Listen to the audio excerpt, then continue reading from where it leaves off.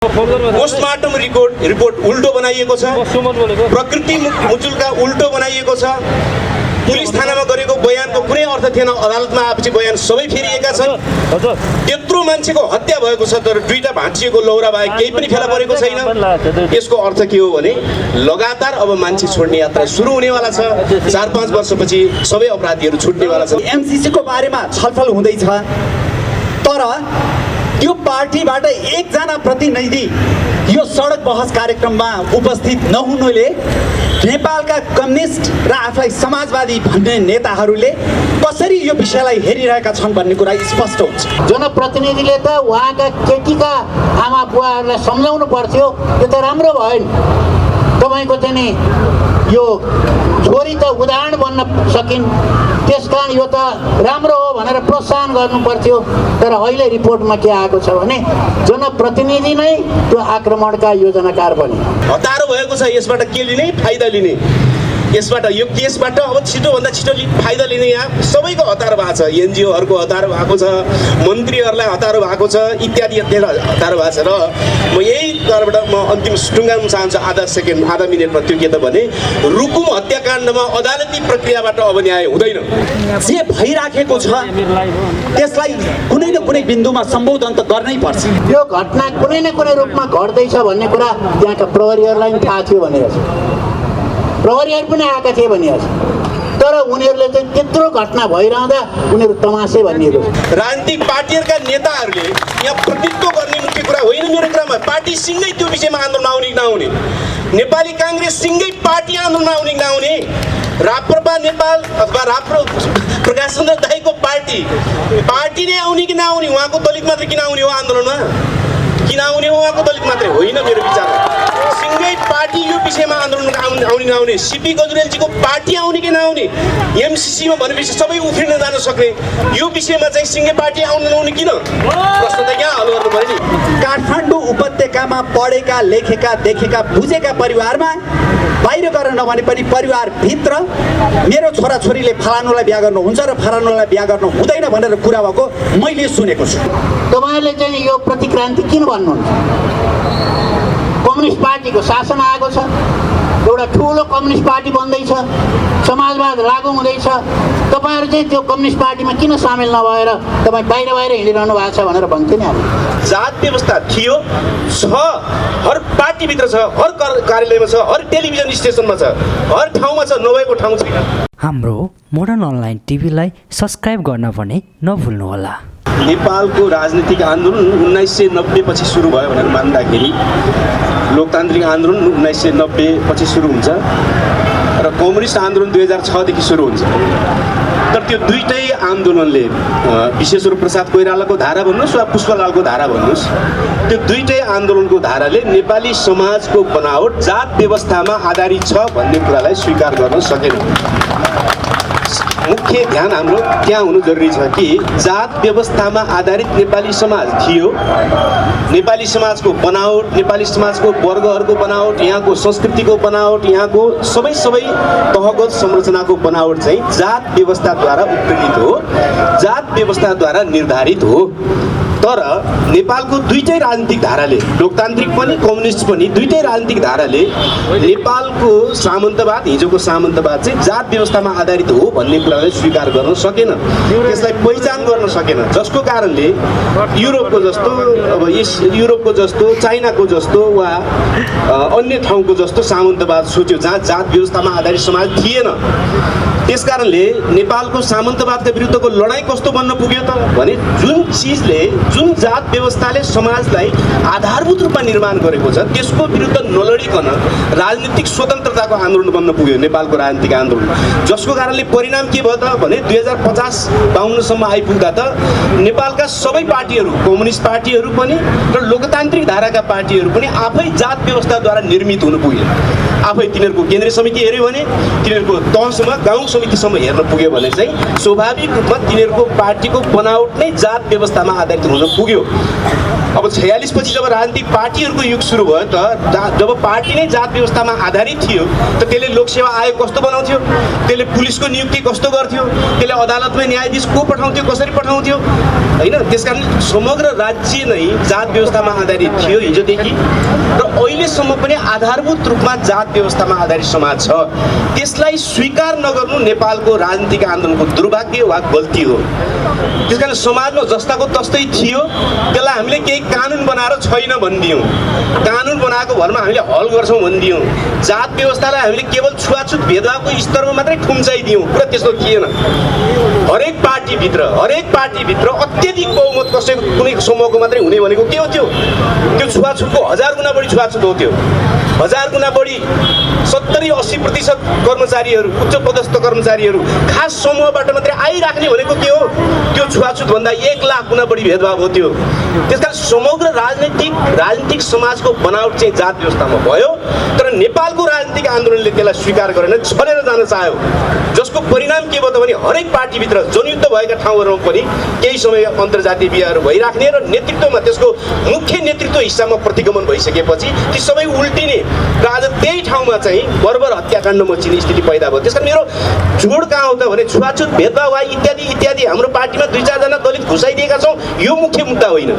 मुख्य मुद्दा नेपालको राजनीतिक आन्दोलनले हिजो गरेको गल्ती अब सच्याउने कि नसच्याउने, कि जात व्यवस्थाको विरुद्ध नेपालको राजनीतिक आन्दोलन जाने कि नजाने, अनि मात्रै यो समस्या हल हुन्छ। त्यसकारणले जात व्यवस्था थियो, छ, हर पार्टीभित्र छ, हर कार्यालयमा छ, हर टेलिभिजन स्टेसनमा छ, हर ठाउँमा छ, नभएको ठाउँ छैन। यदि जात व्यवस्था हाम्रो दिमागमा व्यवस्थित ढङ्गले बसेको थिएन भने रुकुम हत्याकाण्डपछि यो कम्तीमा पनि अमेरिका जस्तो त हुनु पर्थ्यो, त्यसको 10% त हुनु पर्थ्यो। भएन। किन भएन भने हामी आन्दोलनमा प्रतिनिधित्व गर्दिनेतिर गयौँ, प्रतिनिधित्व गरिदिने म पनि छु है भनेर देखाउनेतिर गयौँ। बरु हामी यो व्यवस्था र यसबाट उब्जिएको यत्रो भयानक जो स्थिति छ त्यसको विरुद्ध दृढतापूर्वक सबै लड्नेतिर कोही पनि गएनौँ अथवा थोरै गयौँ। यो किनकि हाम्रो प्रत्येक मानसिकताको बनावट जात व्यवस्थामा आधारित छ। प्रत्येक चिज अब हामीलाई हतारो भएको छ, यसबाट के लिने, फाइदा लिने, यसबाट यो केसबाट अब छिटोभन्दा छिटो फाइदा लिने यहाँ सबैको हतार भएको छ। एनजिओहरूको हतार भएको छ, मन्त्रीहरूलाई हतार भएको छ, इत्यादि हतार भएको छ। र म यही तर्फबाट म अन्तिम टुङ्गाउन चाहन्छु आधा मिनटमा। त्यो के त भने रुकुम हत्याकाण्डमा अदालती प्रक्रियाबाट अब न्याय हुँदैन। यहाँ वकिल साथीहरू हुनुहुन्छ, दिनेशजीहरू हुनुहुन्छ, धेरै साथीहरू जानुभएको छ प्रक्रियाबाट। म सडकमा छु, आन्दोलनमै छु, म सक्छु। त्यस कारणले किन छैन भने पोस्टमार्टम रिपोर्ट उल्टो बनाइएको छ, प्रकृति मुचुल्का उल्टो बनाइएको छ, पुलिस थानामा गरेको बयानको कुनै अर्थ थिएन, अदालतमा आएपछि बयान सबै फेरिएका छन्। त्यत्रो मान्छेको हत्या भएको छ तर 2टा भाँचिएको लौरा बाहेक केही पनि फेला परेको छैन। यसको अर्थ के हो भने लगातार अब मान्छे छोड्ने यात्रा सुरु हुनेवाला छ। 4-5 वर्षपछि सबै अपराधीहरू छुट्नेवाला छन्। त्यसकारणले आन्दोलन बाहेक अर्को कुनै विकल्प छैन।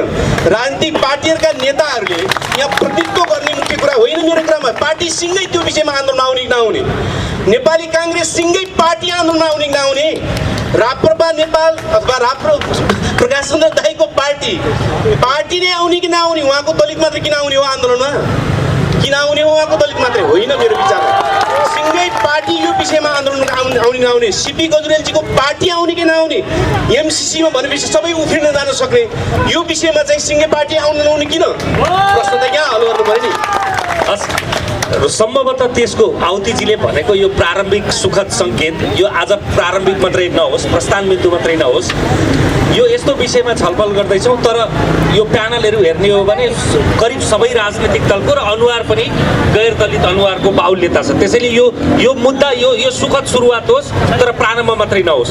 यो आयोजकहरूलाई पनि र सँगसँगै सहभागीलाई पनि मेरो आग्रह, यो छलफलमा हुनलाई त यो एउटा नमुना योग्य प्रतिनिधि सहभागिता भए पनि वर्तमान सांसदहरू, पूर्व सांसद लगायत पुराना दलित अभियन्ता, नेताहरू, वरिष्ठ अधिवक्ता लगायत नागरिक समाजका प्रतिनिधिहरूको संयोग, म यहाँबाट देख्दा संयोगको पछाडि हजारौँ उपस्थिति पनि भएको हुनसक्छ। टेलिभिजनबाट हामीलाई हजारौँले हेरिरहनु भएको छ। रविनजी केही हतार पनि गर्दै हुनुहुन्छ। अब म रविन्द्र मिश्रजीसँग आउँछु। यो यस्तो विषय हो जसमा प्रश्न वाञ्छनीय पनि हुँदैन, प्रश्न आवश्यक पनि हुँदैन। हस्, धेरै धेरै धन्यवाद। अहिले मभन्दा अगाडि दुईजना वक्ताहरू मात्रै हुनुहुन्थ्यो र उहाँहरू दुवैजनाको कुरा सुन्दाखेरि यो विषय अहिले पनि कति पेचिलो र कति गम्भीर रहेको छ भन्ने कुरा प्रष्ट हुन्छ। विमलेन्द्र निधिजीले भन्नुभयो बिपी कोइरालाले नेपाली काङ्ग्रेस स्थापना गरेदेखि नै हामीले यो विषयलाई अत्यधिक महत्त्व दिएका छौँ र हाम्रो पार्टीमा पनि त्यसै गरी आरक्षणको व्यवस्था गरेका छौँ भनेर भन्नुभयो। आहुतिजीले भन्नुभयो यो खालि पार्टीमा कोही नेतालाई दलित समुदायबाट कोही नेतालाई राख्ने विषय मात्रै होइन, यो त सम्पूर्ण समाज नै जात व्यवस्थामा आधारित छ र यसको विरुद्ध सङ्घर्ष गर्नुपर्छ भनेर भन्नुभयो। मलाई लागिराखेको के हो भने गएको 50, 60, 70 वर्षमा यो देशलाई नेतृत्व गर्ने पार्टीका नेताहरू यहाँ अग्रपङ्क्तिमा हुनुहुन्छ। आज अघि आहुतिजीले भनेको जस्तै एमसिसीको बारेमा छलफल हुँदैछ, तर त्यो पार्टीबाट एकजना प्रतिनिधि यो सडक बहस कार्यक्रममा उपस्थित नहुनुले नेपालका कम्युनिस्ट र आफूलाई समाजवादी भन्ने नेताहरूले कसरी यो विषयलाई हेरिरहेका छन् भन्ने कुरा स्पष्ट हुन्छ। यो यति धेरै लामो अवधि वर्षौँ वर्ष बित्दा पनि र उहाँहरू सत्तामा रहँदा पनि यो विषय किन सम्बोधन हुन सकेन? यो विषयलाई उहाँहरूले किन सम्बोधन गर्न सक्नु भएन? र आज पनि आएर पश्चिम रुकुममा जुन घटना घट्यो त्यो अमानवीय बर्बरतापूर्ण एकदम मध्ययुगीन जुन घटना घट्यो त्यसको विषयमा निरन्तर तपाईँहरू सबैजना यसरी आन्दोलनमा किन उत्रिनु परिराखेको छ? यो अत्यन्त दुःखद विषय हो र यसलाई सम्बोधन गर्नको लागि जे भइराखेको छ त्यसलाई कुनै न कुनै बिन्दुमा सम्बोधन त गर्नै पर्छ। त्यो सम्बोधन गर्नको लागि सबभन्दा पहिला अघि पार्टीमा प्रतिनिधित्वको मात्रै विषय होइन र एक दुईजना राख्ने मात्रै विषय होइन भनेर आहुतिजीले भन्नुभयो, सही हो। त्यसै हुनाले साझा पार्टीमा हामीले समावेशिता र सामाजिक न्याय विभाग बनाएका छौँ र त्यसको नेतृत्व प्रकाश परियारले गरिराख्नु भएको छ, प्रकाश चन्द्र परियारले। र म आज यहाँ दलित समुदायका धेरै साथीहरू भएको ठाउँमा के भन्न चाहन्छु भने साझा पार्टीको नेतृत्वमा, उच्च नेतृत्वमा हामी साँच्चीकै दलित समुदायका, विभिन्न पिछडिएका समुदायका र विभिन्न अन्य समुदायका व्यक्तित्वहरूको प्रतिनिधित्व चाहन्छौँ र तपाईँहरू कोही पनि साझा पार्टीसँग आबद्ध हुन चाहनुहुन्छ भने प्रकाश चन्द्र परियारजीसँग सम्पर्क गर्नुहोला, किनभने साँच्चीकै हामी यसलाई आन्दोलनको रूपमा अगाडि बढाउन चाहन्छौँ। एक नम्बर। दोस्रो नम्बर, हामी जहिले पनि हामीले जब यो अधिकारको कुरा गर्छौँ हामी संवैधानिक र कानुनी अधिकारको कुरा गर्छौँ र संवैधानिक अधिकारको कुरा गर्दाखेरि आजसम्म पनि दलित आयोग बन्न सकेको छैन। दलित आयोग अहिलेसम्म बन्न नसक्नुको कारण के हो? यहाँ उपस्थित भएका नेताहरूले पनि जवाफ दिनुपर्छ, सत्तारूढ पार्टीको नेताले पनि जवाफ दिनुपर्छ र त्यसै गरी कानुनमा भएका छिद्रहरू त्यसलाई पुर्दै जानुपर्छ। त्यो साथ कसैको दुई मत हुनै सक्दैन र संवैधानिक र कानुनी अधिकार पहिलो हतियार हो। तर त्यसको साथमा एउटा स्वीकार्यता अभियान, अघि उहाँले जाति व्यवस्था विरुद्धको अभियान भन्नुभयो, दलित समुदायलाई पनि र अन्य समुदायलाई पनि स्वीकार्नु पर्ने हरेक जात जातिका साथीहरूले, नेपालीहरूले स्वीकार्नु पर्ने भावना हामीले प्रेरित गर्नुपर्नेछ। त्यो भावना अहिले पनि गाउँमा मात्रै होइन सहरमा पनि अत्यन्त न्यून छ। अस्ति पनि मैले कार्यक्रममा बोल्दा भनेको थिएँ, काठमाडौँ उपत्यकामा पढेका, लेखेका, देखेका, बुझेका परिवारमा बाहिर गएर नभने पनि परिवारभित्र मेरो छोराछोरीले फलानुलाई बिहा गर्नुहुन्छ र फलानुलाई बिहा गर्नु हुँदैन भनेर कुरा भएको मैले सुनेको छु। र यस्तो किसिमको सङ्कुचित सोच लिएर जो बस्नु भएको छ उहाँहरूमा चेतना आओस् भन्ने हामी सबै प्रार्थना गरौँ। र यसको लागि स्वीकार्यताका लागि अथवा सशक्तिकरणको लागि अहिलेसम्म सरकारले विभिन्न किसिमका अभियानहरू चलाउनको लागि मानिलिउँ कतिवटा सिनेमा बनायो, कतिवटा टेलिफिल्महरू बनायो, कतिवटा त्यो सचेतना अभियानहरू गाउँ गाउँमा लिएर गयो अथवा सहरभित्रै पनि लिएर आयो। त्यो कुरा हामीले सोच्नुपर्ने हुन्छ। र तेस्रो महत्त्वपूर्ण कुरा मैले बारम्बार जोड दिइराखेको एउटा कुरा के हो भने शिक्षा शिक्षा शिक्षा। शिक्षालाई जहिले पनि हामी यस्ता आन्दोलनका कुरा गऱ्यौँ भने अधिकारसँग मात्रै लगेर जोड्छौँ, संविधान र कानुनी अधिकारसँग लगेर जोड्छौँ। तर जाजरकोट र पश्चिम रुकुममा बुढानेली कण्ठ शैलीका स्तरीय दर्जनौँ स्कुल भइदिएको भए आज जुन घटना घट्यो त्यो घट्यो कि घट्दैन भनेर हामी प्रश्न गरौँ एकचोटि। यसको अर्थ शिक्षाले चेतना पनि दिन्छ, विवेक पनि दिन्छ भनेको होइन, नदिन पनि सक्छ। तर आम रूपमा गुणस्तरीय सार्वजनिक शिक्षा समाजका अधिकांश विकृतिको औषधि हो। यो कुरा विकसित देशहरूले नि प्रमाणित गरिसकेका छन्। जो अविकसित थिए र अहिले आएर विकसित हुँदैछन् र भएका छन्, गएको 15-20 वर्षमा 50 वर्षमा भएका छन्, उनीहरूले पनि जोड दिइसकेका छन्। तपाईँहरूलाई साउथ कोरियाको इक्जाम्पल दिउँ। दक्षिण कोरिया हामी जस्तै आर्थिक स्थिति भएको देश थियो, तर 40-50 वर्षमा उसले प्रगति गर्यो, यति प्रगति गर्यो कि आज त्यहाँको पर क्यापिटा इन्कम $30,000 भन्दा माथि छ, हाम्रो $1,000 मात्रै छ। र त्यो प्रगतिको क्रममा उनीहरूले शिक्षालाई यति महत्त्व दिए, सार्वजनिक शिक्षालाई, त्यो कुरा गरेर साध्य छैन। छेउमा भुटान छ, भुटानमा पहिलो प्राथमिकता नागरिकहरूले सार्वजनिक स्कुलमा लगेर आफ्ना बच्चाहरू राख्न चाहन्छन्, अनि पाएन भने मात्रै प्राइभेट स्कुलमा लान्छन्। हो, त्यो हुनाको कारण के हो भने गुणस्तरीय सार्वजनिक शिक्षाले विभेदका, छुवाछुतका, जातीय समाजको जातीय स्वरूपको यी सबै विषयहरूलाई शिक्षाले सम्बोधन गर्छ। त्यसै कारणले मैले यहाँ 2-3वटा कुरामा जोड दिन चाहेँ। एउटा, यहाँ प्रमुख दलको प्रतिनिधित्व गर्ने नेताहरू हुनुहुन्छ, तपाईँहरू घर गएर आत्ममूल्याङ्कन गर्नुहोस्। 40-50 वर्ष तपाईँहरूले यो देशमा नेतृत्व गर्दा पनि आज किन यो अवस्था आयो? दोस्रो कुरा, संवैधानिक र कानुनी रूपमा जे जस्ता छिद्रताहरू छन् र अपर्याप्तताहरू छन्, त्यसलाई सबैले सम्बोधन गर्नुपर्छ। त्यो सम्बोधन नभइकन साँच्चीकै यो जातीय व्यवस्था भन्नुहोस् अथवा छुवाछुत भन्नुहोस् अथवा विभेदहरू, यो अन्त्य हुँदैन। हत्या भएर सब आउँछ। के दिएछ त यो सशस्त्र द्वन्द्वले? यसले त चेतनालाई उत्तेजना, विवेकले आवेग मात्रै दियो कि के दियो? धन्यवाद। सबभन्दा पहिले त यो दलित आन्दोलनका अग्रणी नेताहरूले सबै पार्टीहरूलाई एक ठाउँमा ल्याएर यो विषयमा छलफल गराउनु हो। त्यसकारण आयोजक साथीहरूलाई म धेरै धेरै धन्यवाद दिन चाहन्छु। र अहिले जुन प्रश्न उठेको छ यो असाध्यै सान्दर्भिक प्रश्न हो र म यसैबाटै सुरु गर्न चाहन्छु। यो धेरै महत्त्वपूर्ण प्रश्न उहाँले उठाइदिनु हो र म यसबाट सुरु गरौँ। जस्तो कि पहिला उहाँले प्रश्न गर्नुभएको थियो, यो जुन समस्या हो दलितमाथि आइपरेको समस्या, जुन नृशंस हत्याकाण्ड भयो, त्यो चाहिँ नितान्त त्यो पश्चिम रुकुमको मात्रै हो कि त्यो प्रतिनिधिमूलक घटना हो?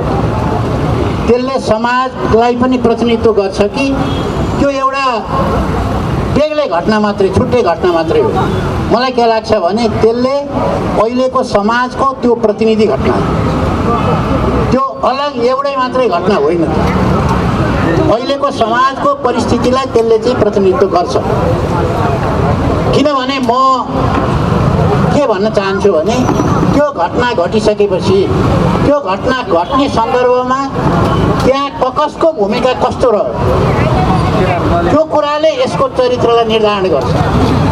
त्यहाँका जनप्रतिनिधि, जस्तो त्यहाँ जनप्रतिनिधिको भूमिका के रह्यो, वडा अध्यक्षको, उहाँले त के गर्नु पर्थ्यो भने अहिले कमसेकम यो संविधानमा त दलित प्रथा उन्मूलन भयो भनिएको छ। अब यो दलित र गैर दलितको विवाहलाई त प्रोत्साहन गर्नु पर्थ्यो नि उहाँले। जनप्रतिनिधिले त उहाँका केटीका आमा बुवाहरूलाई सम्झाउनु पर्थ्यो, यो त राम्रो भयो नि, तपाईँको चाहिँ नि यो छोरी त उदाहरण बन्न सकिन्, त्यसकारण यो त राम्रो हो भनेर प्रोत्साहन गर्नु पर्थ्यो। तर अहिले रिपोर्टमा के आएको छ भने जनप्रतिनिधि नै त्यो आक्रमणका योजनाकार बने। अनि कोलाई सामेल रहेछन् त? यो समाज कस्तो रहेछ अहिले यहाँका? त्यसकारण म त्यसमा आउँछु। अब त्यसो हुनाले अहिले यो जुन घटना भएको छ यो प्रतिनिधिमूलक र हामी सबैको आँखा खोल्ने खालको घटना भयो। उहाँहरूले जुन त्यसमा बलिदान गर्नुभयो वास्तवमा अघि भनियो भने उहाँ एक प्रकारले शहीदै हुनु, किनभने उहाँहरूले त्यो बलिदान नगरेको भए यो चर्चा यो स्तरमा उठ्ने नै रहेनछ। यो नितान्त के हुन्थ्यो भने फर्मालिटी मात्रै हुन्छ, तर अहिले चाहिँ यो ठोस रूपमा आएको छ। त्यसकारण एउटा त के हो भने यहाँको जनप्रतिनिधिको चाहिँ हेराइ के रहेछ, जातीय विभेद बारेमा यो जनप्रतिनिधिको हेराइ के रहेछ। यहाँ ठिक छ संविधानमा उल्लेख भएको छ, 2020 सालमा पनि उल्लेख भयो, 2063 सालमा पनि त्यहाँ क्याटेगोरिकली उल्लेख भएको छ। र अझ दलित र गैर दलितको बिहालाई प्रोत्साहन गर्नको निम्ति इनाम समेत दिने भनेर भनिएको छ। त्यति हुँदा पनि अब जनप्रतिनिधिको मानसिकता कस्तो देखियो भने यो त सजाय गर्नुपर्छ यसलाई, यो दलित भएर गैर दलितमा बिहा गर्न आउनेलाई सिद्ध्याउनुपर्छ भन्ने खालको चाहिँ जनप्रतिनिधि भएपछि यो एउटा विचार रहेछ नि जनप्रतिनिधि कस्ता रहेछन्। अर्को कुरा त्यो घटना सँगसँगै के पनि भएको छ भने यो घटना कुनै न कुनै रूपमा घट्दैछ भन्ने कुरा त्यहाँका प्रहरीहरूलाई पनि थाहा थियो भनेर, प्रहरीहरू पनि आएका थिए भनिरहेको छ। तर उनीहरूले चाहिँ त्यत्रो घटना भइरहँदा उनीहरू तमासे भनिएको बनेका छन्। भनेपछि राज्यको यो पार्टीको दृष्टिकोण के रहेछ, यहाँ अहिले जुन संविधान बन्यो त्यसलाई लागू गर्ने जिम्मेवारी कसको, त्यो जनप्रतिनिधिको होइन, त्यो उल्टो गरी लागू गरिदिने, झन् आफै योजनाकार बन्ने त्यो हत्याकाण्डको त्यो विवाहलाई सम्पन्न गराउने भूमिका जसले खेल्नु पर्थ्यो यो राज्यको अङ्गको रूपमा त्यसले उल्टो भूमिका खेल्यो। प्रहरीले जसले सुरक्षा दिनु पर्थ्यो त्यो प्रहरी चमासे बन्यो, ठिक्कै पारे भने जस्तो गर्यो। अनि यहाँका प्रहरीहरूको राज्यको अर्को अङ्गको भूमिका कस्तो रह्यो त भने अनि दलित विरोधी छुवाछुत मात्रै होइन जातीय विभेदको पक्षधर सोचाइरहेछ नि, त्यसबाट त्यो बुझिन्छ। उहाँले जो प्रश्न गर्नुभयो यो गम्भीर प्रश्न हो। म तपाईँहरूलाई भन्छु यो कुनै पनि कानुन बनाइदिएर त्यो समस्या हल हुँदैन। अघि पनि चर्चा भयो, त्यसलाई लागू गर्नुपर्छ। लागू गर्ने कसले, जसले त्यसको नेतृत्व गरेको छ त्यो सरकारको पहिलो दायित्व त्यसको हो, राज्य व्यवस्थाको त्यसको प्रहरीहरूको सबै संयन्त्रको पहिलो दायित्व हो त्यसलाई लागू गर्ने। तर खोइ कसले लागू गर्यो। मैले जनयुद्धको कुरा उठ्यो त्यो बेलामा हामीले भनेका थियौँ हामीले यो गैर दलित र दलितको बिचको विवाहलाई प्रोत्साहन गरेका थियौँ, यो कुरा निश्चित हो। हाम्रै पार्टीले म धेरै ठाउँमा त्यो विवाहमा मैले सहभागिता जनाएको छु, हामीले प्रोत्साहित गर्थ्यौँ। त्यहाँ कुनै हामी उनीहरूको घरमा पनि जान्थ्यौँ, जहाँ गैर दलितको घरमा गएर पनि हामी भूमिगत बस्थ्यौँ, उनले राम्रै मान्थ्यो। किन मेरो छोराको चाहिँ दलितसँग बिहा गराइदियो भनेर त मैले कोसिस कहिले पनि सुनेको थिइनँ। मेरो छोरीको बिहा किन दलितसँग गराइदियो भनेर त कसैले विरोध गरेका थिएन। हामीलाई त्यहाँ सम्मान गर्थे, भूमिगत हामी त्यहीँ बस्थ्यौँ। त्यहाँ एउटा कल्चरको स्थापित भएको थियो, त्यो विवाहहरू कुनै पनि विघटन भएको थिएन। तर अहिले आएर अहिलेको कुरा तपाईँले गर्नुभयो, अहिले आएर सबै विघटन भएको छ। प्रायः जस्तो म जान्छु धेरै जस्तो विघटन भएको थियो। किन विघटन भएको थियो त्यसको मूल कारण के हो? त्यतिखेर के गरेको थियो भने त्यो जुन जनसरकार हो, जनसरकारको एउटा एजेन्डा के थियो त भने यसलाई स्थापित गर्नुपर्छ भन्ने एजेन्डा, दलित र गैर दलितको बिहालाई प्रोत्साहन गर्नुपर्छ भन्ने थियो। यो दलित व्यवस्थाई समाजबाट चाहिँ उन्मूलन गर्नुपर्छ भन्ने धारणाले त्यहाँको जनसरकारले काम गरेको छ। अनि जोसुकैले पनि त्यहाँको राजनीतिक पार्टी, हाम्रा जनवर्गीय सङ्गठन, त्यहाँका जनसेना सबैले एकमतले त्यो लागू गर्छ, त्यसलाई लागू गर्ने जिम्मेवारी लिएका थिए। तर अहिले त्यो जिम्मेवारी लिएको देखियो। किन लागू भयो त्यतिखेर भने त्यो कारणले हो। अहिले किन उल्ट्यो? त्यही रुकुममै पनि त जनयुद्धको एउटा किल्लै मानिन्छ। पश्चिम रुकुममा त्यो घटना जुन घट्यो त्यो ठाउँबाट पनि गए हिँडे होला। म त व्यक्तिगत रूपमा त चिन्दिनँ, तर निश्चय पनि हिँडे होला। तर अहिले किन उल्टियो भने त्यो माथिबाटै उल्ट्यो, प्रतिक्रान्ति भयो। त्यसै हुनाले हामीले प्रतिक्रान्ति भन्यौँ। यहाँ हामीलाई यहाँ धेरैजना साथीहरूले, हाम्रा समर्थकहरूले के भन्नुहुन्थ्यो भने तपाईँहरूले चाहिँ यो प्रतिक्रान्ति किन भन्नुहुन्छ? कम्युनिस्ट पार्टीको शासन आएको छ, एउटा ठुलो कम्युनिस्ट पार्टी बन्दैछ, समाजवाद लागू हुँदैछ, तपाईँहरू चाहिँ त्यो कम्युनिस्ट पार्टीमा किन सामेल नभएर तपाईँ बाहिर हिँडिरहनु भएको छ भनेर भन्थ्यो नि हामी। हो हामीले के भनेको थियौँ भने प्रतिक्रान्ति भइसकेको छ, अहिले त्यो क्रान्तिलाई उल्टाउने काम भएको छ, त्यसकारण हामी त्यहाँ समावेश हुँदैन भनेको थियौँ हामी। अहिले प्रतिक्रान्ति भएको छ, सारा चिज उल्टिएको छ। त्यसकारण पहिलाका जुन विवाहहरू हुन् ती चाहिँ दलित र गैर दलितको बिचको विवाह पनि उल्टिएको छ। त्यसकारण म के भन्छु भने उहाँले आउतीजीले ठिक कुरा उठाउनु, यो कुनै दलितले एउटा आएर प्रतिनिधित्व गराइदिने मात्रै कुरै होइन, यो आन्दोलनको विषय हो। हाम्रो पार्टीले त यसलाई आन्दोलनकै विषयमा मानेको। अहिले यहाँ हाम्रा दलित नेताहरू पनि हुनुहुन्छ, यो उसमा राम नेपाली यहाँ चाहिँ टेकबहादुरजीहरू यहाँ सामेल पनि हुनुहुन्छ। तर यसको अर्थ उहाँहरूलाई चाहिँ छुट्याइदिएर अरू सबै पार्टी अर्कातिर लाग्ने भन्ने त्यस्तो होइन। आन्दोलनको विषय यसलाई बनाउनुपर्छ। यो त प्रमाणित भएको तथ्य हो कि जुन बेला नेपालमा चाहिँ जनसरकार बनेको थियो त्यतिखेरको माओवादी पार्टीको नेतृत्वमा त्यो जनसरकार बन्दा चाहिँ त्यो लागू हुने, राम्रोसँग लागू हुने, त्यहाँ सबैले स्वीकार गर्ने, तर त्यो उल्टिने बित्तिकै प्रतिक्रान्ति हुने बित्तिकै सबै बिहा उल्टिने के भयो हो। त्यसकारण कुरा के हो भने जुन पार्टीले त्यो नीति ल्याउँछ सबभन्दा पहिले उसले लागू गर्नु पर्यो, व्यवहारमा लागू गर्नु पर्यो, त्यो पुरै संयन्त्र त्यसमा लाग्नु पर्यो, त्यहाँ राज्य व्यवस्था लाग्नु पर्यो। राज्य व्यवस्था चाहिँ उल्टो काम गर्ने अनि त्यो एजेन्डा कहाँबाट लागू हुन्छ। अहिले यो हुन नसकेको कारण त्यही हो। र यसबाट हामीले के शिक्षा लिनुपर्छ भने अब सम्पूर्ण आन्दोलनको एउटा प्रमुख एजेन्डा अहिले दलित उत्पीडनलाई हामीले बनाउनै पर्छ र अनि आन्दोलनलाई अगाडि बढाइयो भने यसको समाजमा यसलाई उल्टाउने हरकत कसैले गर्न नसक्यो। त्यो परिस्थिति खडा भयो भने यो लागू हुन्छ।